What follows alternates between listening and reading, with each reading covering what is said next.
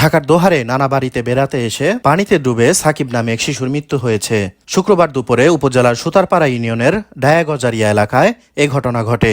নিহত সাকিব রাজধানীর যাত্রাবাড়ি থানার কোনাপাড়া এলাকার সুমন হোসেনের ছেলে। 3 ভাই বোনের মধ্যে সাকিব ছিল সবার বড়। সাকিব যাত্রাবাড়ি এলাকার একটি বিদ্যালয়ের 4র্থ শ্রেণীর ছাত্র ছিলেন।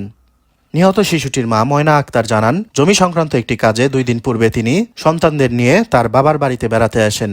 শুক্রবার দুপুরে বৃষ্টি হলে সাকিবের পায়ে কাদা লাগে। পরে সাকিব তার নানা বাড়ির পাশে একটি খালে পা ধুতে যান। এরপর আর ফিরে না আসায় পরিবারের লোকজন খালের বিভিন্ন স্থানে খুঁজে সাকিবকে ভেসে থাকতে দেখে। পরে তাকে উদ্ধার করে দোহার উপজেলা স্বাস্থ্য কমপ্লেক্সে নিয়ে গেলে কর্তব্যরত চিকিৎসক তাকে মৃত ঘোষণা করেন।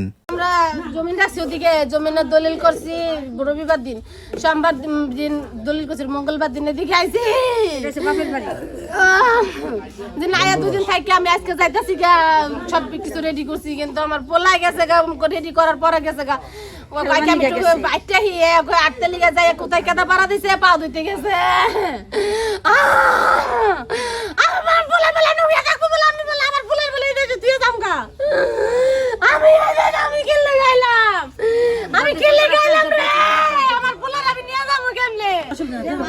আপু যাইব না, আমরা ঢাকা যাবো না। আমার বাবা রে আল্লাহ, আর আমি বাবার দিন কথা কো না, আমার বাবা দিল্লি যাবে, আমি পারবো না। বাবা তুমি যাবে না, আমি খেলে গাই কালকে গেলে আমার বাবা যাবে না। আমার ছোট মাইয়া, আমার ছোট মাইয়া, আমার মা বলে রে ভাইয়া ভাইয়া করে রে, ওরে আমার সাকিব রে খেলে গাই একল রে, ওরে রিফাত রে তোরা খেলে গা গোসল করতে গেলি, তোরা খেলে গা পাও দিতে গেলি, গেলি। এই ঘটনায় দোহার থানায় একটি অপমৃত্যু মামলা প্রক্রিয়াধীন রয়েছে বলে জানান দোহার থানার ওসি মোহাম্মদ হাসান আলী। তানজিম ইসলাম, দোহার বার্তা 24, দোহার, ঢাকা।